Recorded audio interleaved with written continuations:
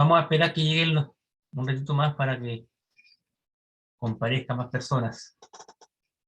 ¿Alguna duda, algún comentario en este momento, no? ¿Algo que decir?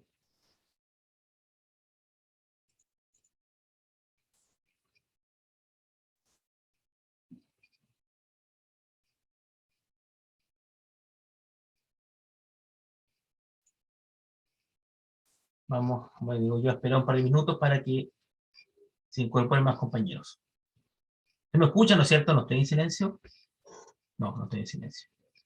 Se le escucha, profesor. Ya, gracias. Está clarito. ¿Alguna duda, pregunta, comentario, crítica?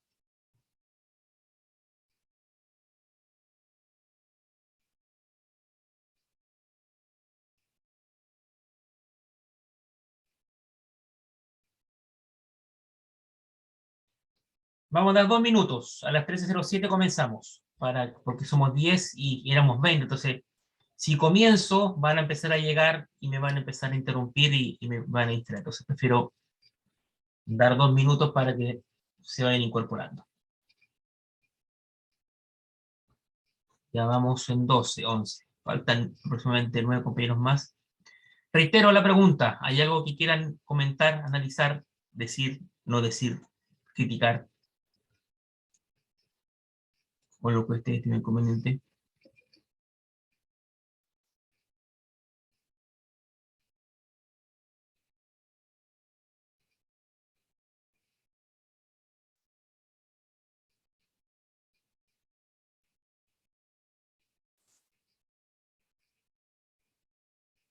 Queda un minuto más y damos comienzo a la clase. Admitir.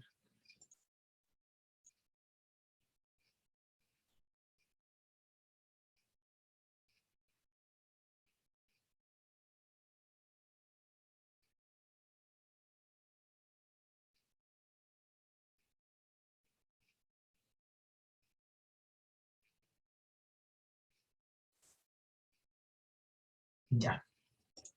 Ya, vamos a retomar entonces. Estábamos analizando los principios que rigen el actuar del funcionario público y vamos a continuar. Sí. Vamos a continuar ahora con el principio de la responsabilidad. ¿Y qué es lo que es la responsabilidad? Cuando uno, dicho de forma, cuando uno es responsable o cuando uno es irresponsable. ¿Ya? Todos tenemos en nuestro foro interno una noción de lo que entendemos por responsabilidad. ¿Ya? Ahora, la responsabilidad desde el punto de vista del estatuto administrativo y aplicado en forma exclusiva al funcionario público, tiene ciertos parámetros, tiene ciertas características que no las encontramos en el concepto de responsabilidad del ciudadano común y corriente. Porque tal como le dije hace un rato atrás, ustedes tienen una exigencia mayor, deben tener un comportamiento, no sé si la palabra es perfecto, pero rozando lo perfecto. Porque a ustedes, reitero, se les puede exigir más que a los demás, que no somos funcionarios públicos. Entonces, dicho esto, el principio de la responsabilidad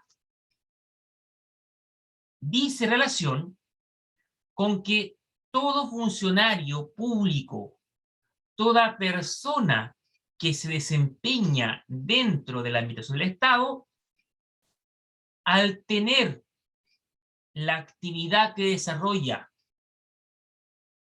y estar esta sometida al cumplimiento de la ley y la constitución política, no puede alegar ignorancia de la ley y por ende no puede eximirse de la eventual responsabilidad que él o ella tenga como consecuencia del cumplimiento o incumplimiento del estatuto administrativo.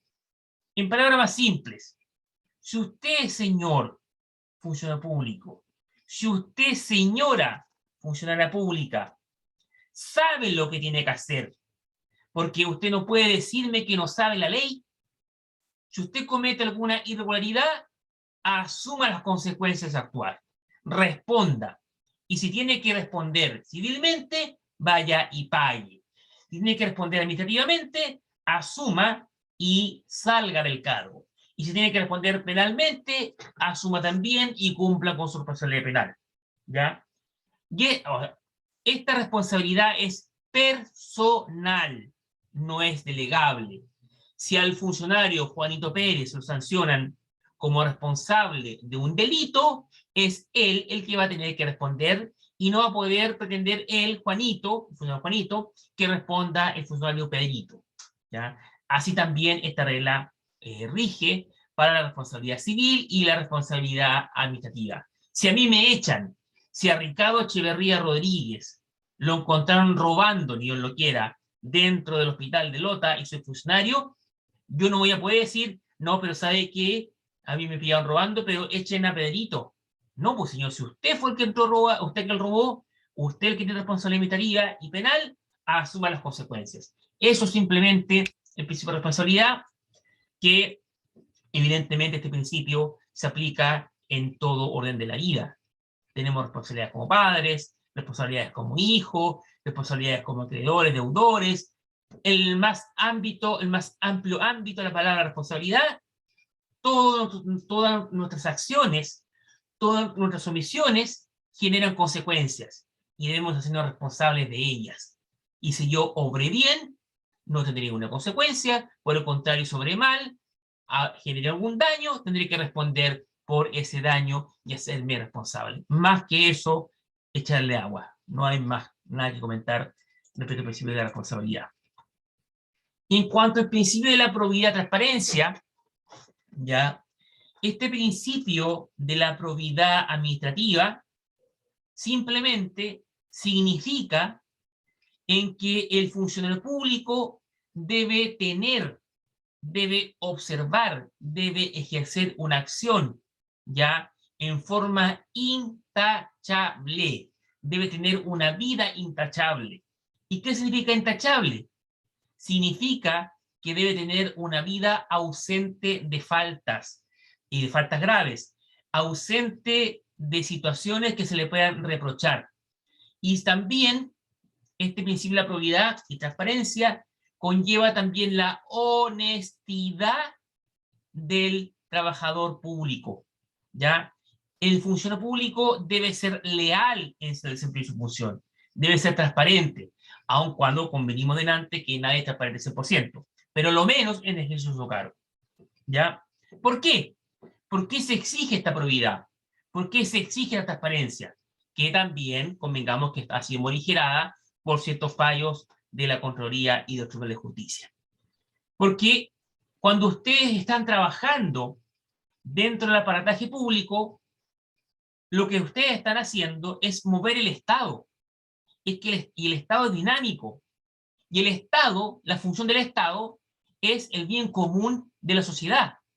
Y si ustedes atornillan al revés, si ustedes obran mal, en definitiva es el Estado el que está obrando mal, ¿ya? Y si ustedes obran mal, el Estado no va a cumplir con su función primordial, que es la de perseguir el bien común de todos los mortales de toda la nación, ¿ya? Es el interés general de la nación, o de la población, mejor dicho, el que está en juego.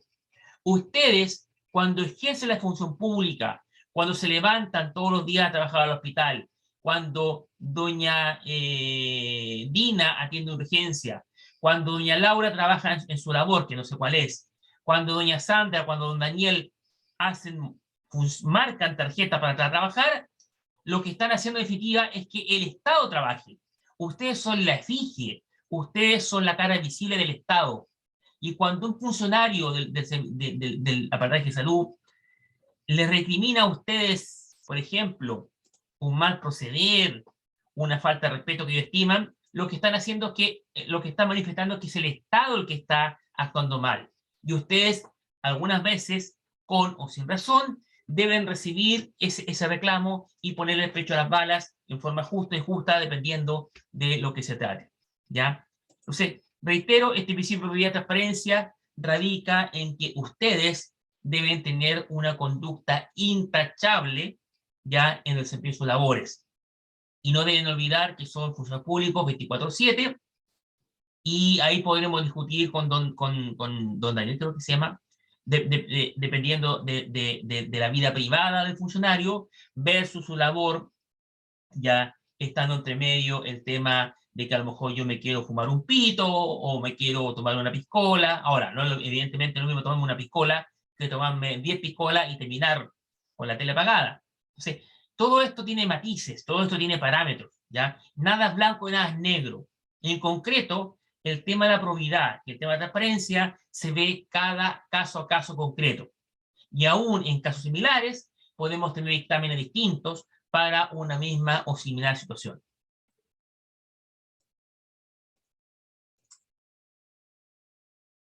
Este principio de probidad y transparencia, la ley se encarga de señalar ciertas conductas o ciertas actitudes que, no siendo taxativas, dan cuenta de cuándo concretamente un funcionario va a cometer una infracción a este principio de probidad y transparencia. Número 1, que duda cabe, usar en beneficio propio o de terceros, por ejemplo, mi cónyuge, un hijo ya, o un amigo, información reservada o privilegiada a que yo tenga acceso. Imagínense, voy inventando la situación en el ámbito de ustedes. En el ámbito de ustedes. Voy a inventar la solución y ojalá sea cierto. Imagínense que se encuentra la cura de la diabetes, ¿ya? Y esto se estima como información sensible, como información privilegiada. Y ustedes acceden a esa información y la venden, sacan réditos económicos. Evidentemente que ahí están contraviniendo este número 1, ¿ya? Que están haciendo uso de beneficio propio o de terceros de esta información privilegiada. Eso es por poner un ejemplo, porque, reitero, esto es casuístico, esto se ve cada caso. Segunda situación, yo también, como funcionario público, voy a contravenir este principio de probidad y transparencia cuando indebidamente hago valer mi profesión, mi cargo, o sea, saco mi jineta, hago valer mi jineta, ya, con el objeto de conseguir algún tipo de beneficio, directo o indirecto, ya, como que, por ejemplo, que alguno de ustedes, siendo dirigente del sindicato, dentro del cargo que desempeñan, saquen a colación ese cargo dirigencial para obtener algún tipo de beneficio indebido. Tercero, emplear dineros o bienes que sean de la institución.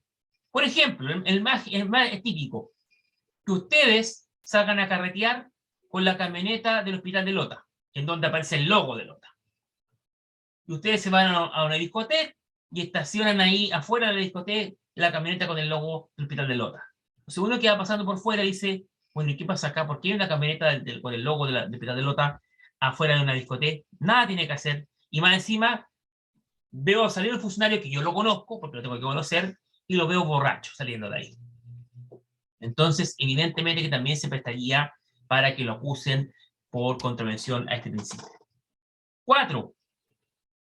Ejecutar actividades, ocupar tiempo de la jornada de trabajo o utilizar personal del servicio u organismos para fines propios o ajenos a la institución. Es lo que ocurrió con el colega fiscal que vendía corbatas italianas dentro de su jornada laboral. No así el ejemplo que dio el compañero de ustedes de la que tenía un sex shop, pero fuera del horario laboral. Alguien está preguntando, me parece algo. La compañera. Ya, ok, no hay problema, doña. No sé si es hombre o mujer Forzales, me imagino que será dama. Número 5. Número 5. Solicitar o aceptar donativos. Ya, esto es elegantemente la mordida, como se dice, ¿ya? Que me estén sobornando por hacer algún favor. Si alguno de ustedes, yo por ejemplo, les ofrezco plata para que me den información privilegiada y ustedes la aceptan, estamos cometiendo un delito los dos. Ustedes por recibir la plata y yo por incitar al cohecho, a la dádiva. ¿Ya? Ahora, ustedes en el ejemplo que estoy contando yo van a tener más responsabilidad que yo, porque ustedes tienen el cargo de funcionario público, no así yo, que soy un simple mortal. Número 6. Intervenir, en razón de la función que desempeño evidentemente, en algún asunto en que se tenga interés personal, o bien que tenga interés eventualmente mi cónyuge, un hijo, ya, o algún tercero, ya, pero que ese interés sea incompatible con la función pública. ¿Ya? Siempre tiene que haber una incompatibilidad, o sea, un aprovechamiento de parte mía como funcionario público, a eso me refiero. Debe haber un conocimiento y una intención de aprovecharme, ¿ya? Un dolo, por así decirlo. Número 7, omitir o eludir la propuesta pública en los casos que la ley la disponga. Por ejemplo, yo soy el encargado de recursos humanos, de encargado de cortar el quique de quien entre, quien sale de la función pública, y yo, voluntariamente, la ley me dice, señor, tiene que publicar tal aviso para un concurso público, y yo voluntariamente no lo hago porque quiero favorecer al hermano de mi cónyuge para que entre. Y el pituto, como se dice. Ahí también, evidentemente, estoy cometiendo flagrantemente una falta a este principio.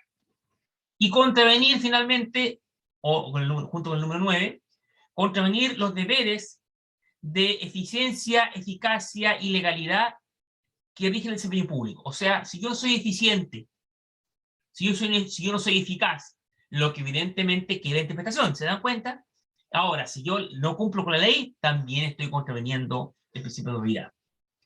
Y efectuar también alguna denuncia de irregularidad o de faltas al principio de probidad, ya, sin tener ninguna prueba, sin tener ningún fundamento para ello, ya, o bien que se acredite que la denuncia que yo hice es falsa.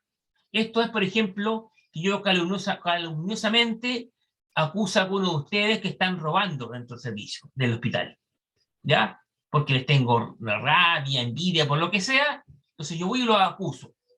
Y si se comprueba que mi acusación es falsa, señor Echeverría, usted eventualmente puede tener la sanción de dejar de ser funcionario público. O sea, y así un sinnúmero de situaciones concretas, casuísticas, que van caso a caso. Dudas, preguntas respecto a los principios, porque con esto damos por terminada la primera parte. Y vamos ahora a analizar a los funcionarios públicos. ¿Algún comentario, alguna duda?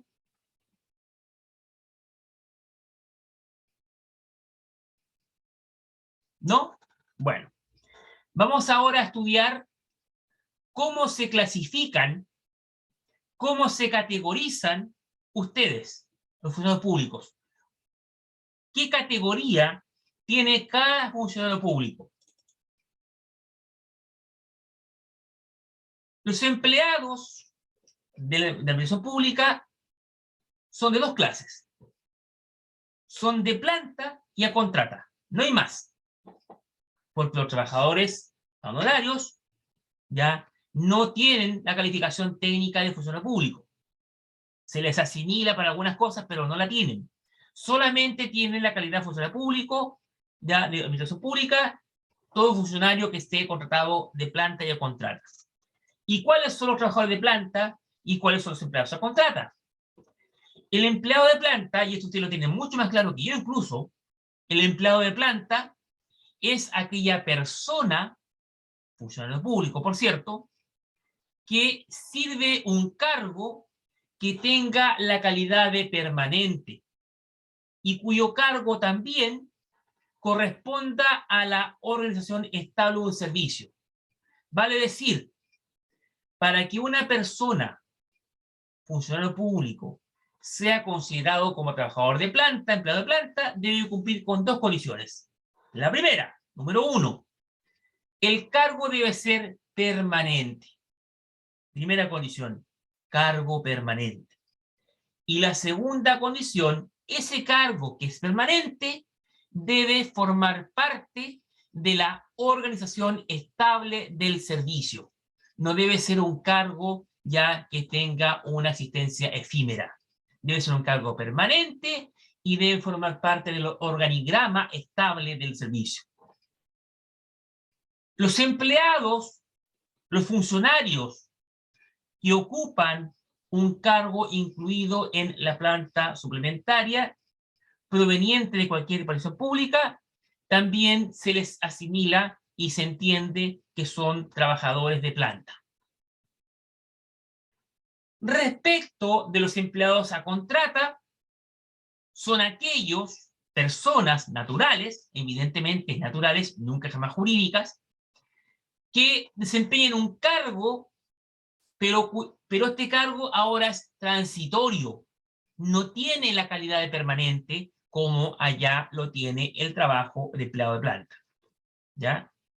Y además, por ende, como consecuencia de que sea un cargo transitorio, no forma parte ese cargo de la planta estable de servicio.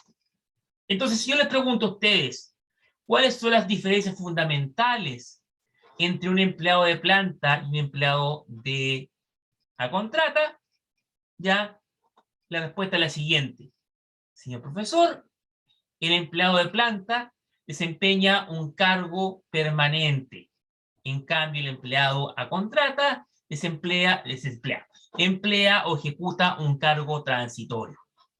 Y la segunda diferencia es que el empleado de planta ocupa un cargo que se encuentra dentro de la organización estable de servicio. En cambio, el empleado a contrata, el cargo que desempeña no forma parte de la planta estable de servicio.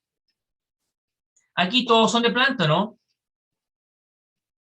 ¿Hay alguien que está contrata? Habemos mucho contrata, profesor. ¿Hace mucho No tiempo? habemos harto con... No, se le escucha cortado. Yo tengo 12 años, ya tengo 12 años a contrata. Ya, ya. Pero la diferencia, reitero, ustedes las tienen mucho más claro que yo. O sea, lo que estoy diciendo aquí, ustedes ya lo saben. Yo aquí estoy reafirmando y confirmando nomás lo que dice la ley. Respecto a los empleados de planta, vamos a estudiar los empleados de planta, ya. Las personas, aquella persona natural que desempeñe un cargo como calificado de planta, pueden tener a su vez una categorización. Podemos encontrar dentro de la categoría empleado de planta a empleado de planta titular, empleado de planta interino, empleado de planta suplente y empleado de planta subrogante. O sea, dicho de otra forma, el cargo empleado de planta permite una subclasificación en 4: titular, interino, suplente y subrogante. El titular acá es el propietario del cargo. Es como, hablando en términos futbolísticos, el que entra a jugar de titular a la cancha. El arquero titular, el delantero, el 9, el goleador. Ese no lo sacan porque es bueno, hablando públicamente. Acá, hablando desde el punto de vista del funcionario público, el titular tiene la propiedad del cargo. No lo mueven ni a palos, por decirlo así. A menos que se mande una embarrada muy grande. ¿Ya? Dicho de otra forma, porque a mí me gusta mucho utilizar términos coloquiales, pero porque se entiende mejor. Pero dicho de otra forma, el empleado titular es aquella persona que es nombrada para ocupar el cargo de planta o para ocupar una plaza vacante, sea permanentemente o por un periodo legal, pero tiene la titularidad, es el propietario del cargo. El interino, por su parte, es aquel empleado que es nombrado para ocupar una plaza vacante hasta que se designe el titular. ¿Ya? Se abrió un cargo o renunció el jefe. Se fue, se aburrió ganar plata. Entonces, ¿Qué hacemos? Se fue el titular. Bueno, vamos a designar un interino. A Juanito vamos a asignarlo de interino para que ocupe el cargo mientras el servicio no designa a uno titular. ¿Ya? Y también dentro del cargo interino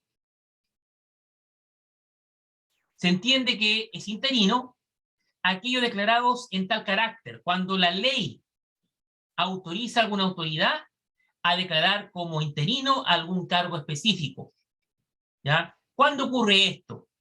Cuando se dispone por la ley la reorganización de servicios que pertenezcan.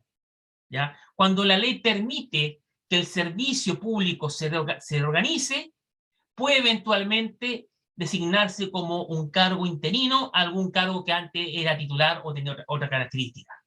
¿Ya? En esos casos va a ser interino. Suplente, ¿cuándo va a ser suplente? Me va a ser de largo.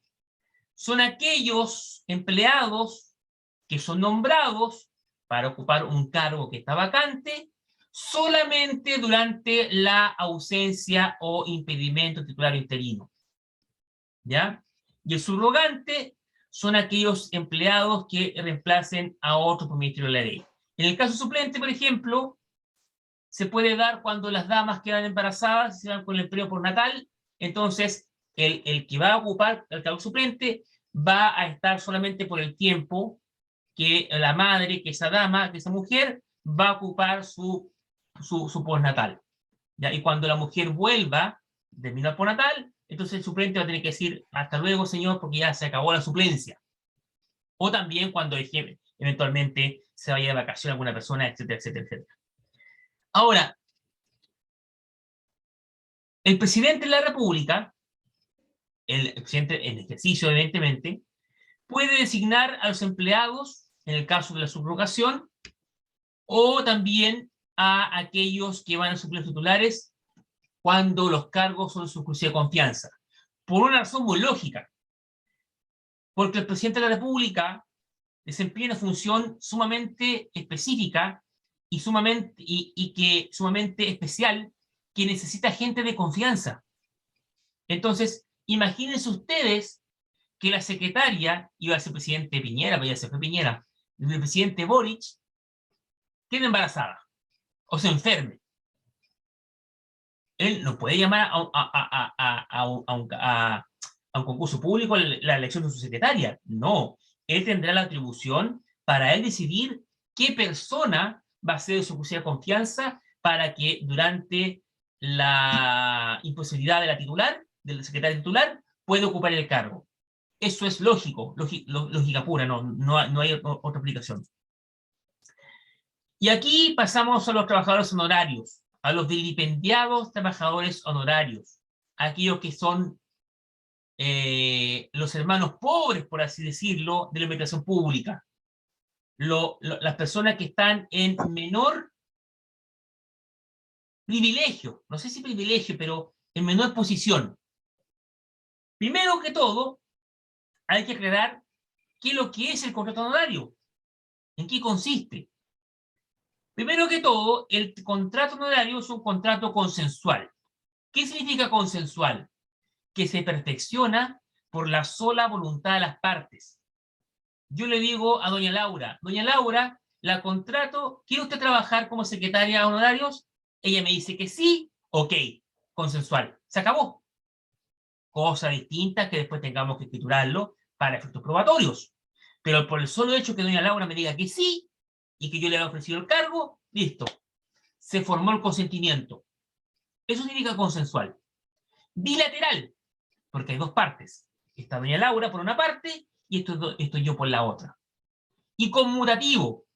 ¿Qué significa conmutativo? Significa que el contrato de honorarios establece derechos, cargas y obligaciones para ambas partes. En el ejemplo que estoy dando, doña Laura se va a obligar a desempeñar la labor de secretaria y yo por mi parte voy a estar obligado a pagarle no remuneración, su servicio, porque técnicamente no remuneración. ¿Ya?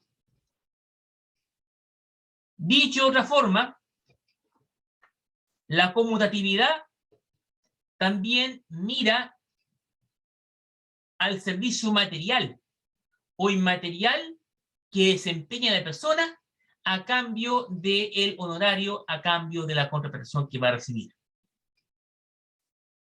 Es importante aquí aclarar que el contrato de honorarios no está en forma expresa definido por la ley, ¿ya? Y por esta razón se estima que es un contrato innominado. Innominado significa que no tiene una regulación legal expresa. Sin embargo, aún no teniendo una definición legal de lo que debemos entender por contratos de honorarios, la doctrina, estos son los autores, los doctores del derecho, han asimilado el contrato de honorarios al contrato de arrendamiento. Específicamente al contrato de arrendamiento de servicios inmateriales que se encuentra regulado, sí, en nuestro Código Civil, en los artículos 2006 y siguientes.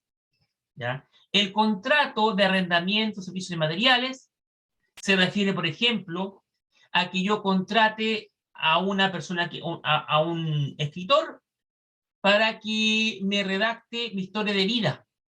Esto lo estoy contratando como un servicio material. Le estoy arrendando sus conocimientos para que me redacte la historia de vida. Ahora, desde el punto de vista administrativo, la Contraloría General de la República sí se encargó de definir. O sea, la Contraloría se dio cuenta de que no había ninguna ley que definiera el contrato honorario. Entonces dijeron, a ver, nosotros vamos a tomar esto por las actas y vamos a sacar un dictamen. El dictamen 7266 de 2005, que sí se encargó de definir lo que es contrato honorario. Y dice textualmente, el contrato honorario no está definido por la ley, pero ésta lo regula de forma tal que conlleva entenderlo como un mecanismo de prestación de servicios que permite a la administración municipal, en este caso lo aplica a la municipalidad, contar con la asesoría de especialistas en determinadas materias cuando requieran ejecutar labores propias de la corporación que presenten un carácter ocasional, específico, puntual y no habitual. El ejemplo típico es mi profesión, abogado. El hospital de Lota, a mí eventualmente me puede contratar como abogado externo a honorarios. El servicio de salud, lo mismo, ¿ya? No hay ningún inconveniente que yo pueda desempeñar mi labor como abogado a honorarios, ¿ya? Ahora bien, hay diferencias entre el trabajador a honorarios y el agente público. ¿Qué es un agente público? El agente público es una persona que se encuentra capacitada para realizar negocios ajenos, para gestionar un negocio ajeno. ¿Qué quiere decir esto? Esto significa que el agente público es un trabajador profesional que ejecuta, que gestiona ciertas labores que son del Estado, ¿ya? Pero que las delega, outsourcing, ¿ya? Las saca de la esfera de administración del Estado y las delega en este agente público, ¿ya? Respecto a este agente público, ¿sí? ¿Podría dar un ejemplo del agente público? A ver, un ejemplo sería, para que se entienda bien,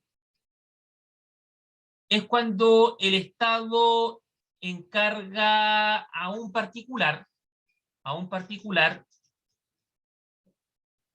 en el caso de ferrocarriles, el estudio de factibilidad de que el ferrocarril de pasajeros llegue de Santiago a Puerto Montt, ¿ya? O sea, el Estado quiere, por ejemplo, que el ferrocarril de pasajeros, reitero, llegue de Santiago a Puerto Montt. Hoy día está llegando solamente a Chillán, y eventualmente llegue a Concepción, pongámosle como ejemplo, para hacer, ¿ya? Entonces, se le encarga a un agente público, a una persona, que realice esta función, porque esta función técnicamente le corresponde al Estado. Ferrocarril es una empresa del Estado, ¿ya? Entonces, es el Estado el que debiera hacer este estudio de factibilidad económica, social, impacto, bla, bla, bla, bla, bla, pero decide delegar la función a este agente público, a esta persona que va a desarrollar esa función. Ese es un buen ejemplo, ¿ya? Reitero, es una función que le compete exclusivamente al Estado, porque EFE es una empresa del Estado, ¿ya? Ferrocarriles del Estado, y ellos deberían hacer el estudio de factibilidad, pero lo delegan en un tercero, en un especialista, en alguien hay empresas que se dedican a esto. ¿Ya? Ahí tenemos un ejemplo, ¿ya? Y ese contrato se hace honorarios, ¿ya? Pero este contrato de honorarios tiene características específicas, especiales. No es un contrato de honorarios como cualquiera, ¿ya? En otras palabras, este contrato de honorarios es un contrato de prestación de servicios. Espérenme, alguien me está hablando acá. Salud, los que no acreditan.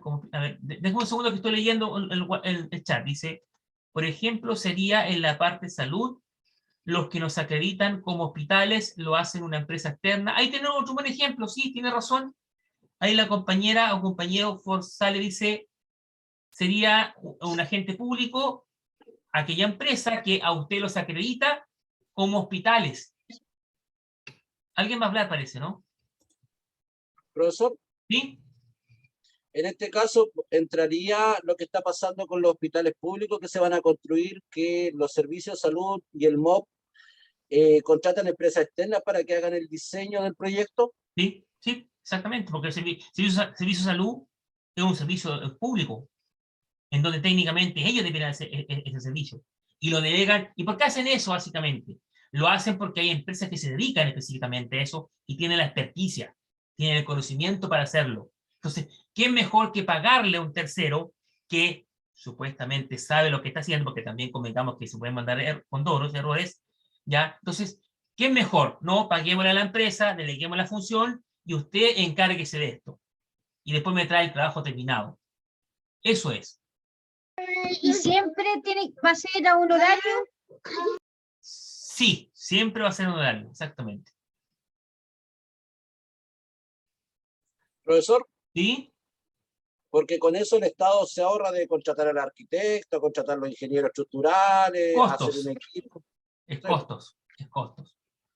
Nada más que costos, sí. Es decir, esto está todo fríamente calculado, es así, está fríamente calculado. Me sale más barato pagarle a la empresa que hacerlo yo. Porque si le salía más barato al Estado hacerlo, no le queda ninguna duda que no lo haría. Quedan 2 minutos. Esto es lo que tenía preparado. ¿Hay alguna duda, alguna pregunta, consulta? Porque con esto terminamos. Profe, ¿Sí? ¿va a enviar la diapositiva? Sí, se la envió al tiro. Se la envió de inmediato. ¿La prueba Ya. va a ser de la guía o de la guía? De la guía y del cuaderno de aprendizaje y de esto también. De ambos. De ambos. Sin más que decirles, acuérdense que yo voy a poner las preguntas en los foros. Intervengan. No tienen para qué escribirme todos los días. Profesor, Sí. profesor, disculpe la grabación de las clases. Se la envío La también. grabación de las Sí, clases. se la envío, no hay inconveniente. Pero ahí me tienen que esperar un poco más porque ustedes deben entender que yo ahora tengo que buscar el archivo, enviarlo a YouTube, traspasarlo a YouTube y después mandar el link. Y eso me demanda tiempo. Así que si no lo hago durante el curso el día, mañana o el lunes. ¿Ya? Ya, súper, gracias. Ya, pues Ya, profesor. cuídense porque quedan menos de un minuto. No quiero que se corte. Hasta luego. Quiero despedirme como corresponde. Descansen. Gracias. Y nos vemos en 2 semanas más si Chao, los quiere. chao. Que pasen un bonito fin de semana y el próximo. Chao, Chao. chao. Gracias, chao. Chao, profesor. Chao, chao.